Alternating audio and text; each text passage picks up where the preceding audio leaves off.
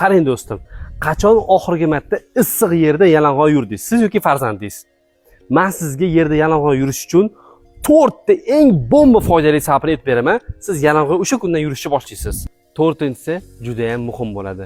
Hop, birinchisi yerdan chiqadigan issiqlik tabiiy ravishda immunitetingizni bomba qilib ko'tarib beradi va siz hadeb kasal bo'lmaysiz.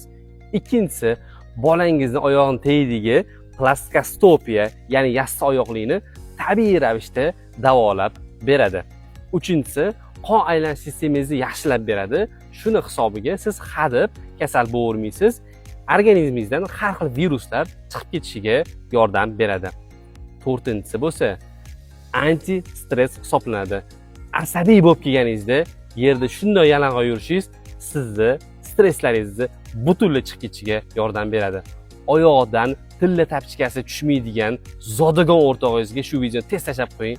Yalang'och ozgina yurib olsin, hali kasal bo'lmaydi. Salomat bo'lasizlar.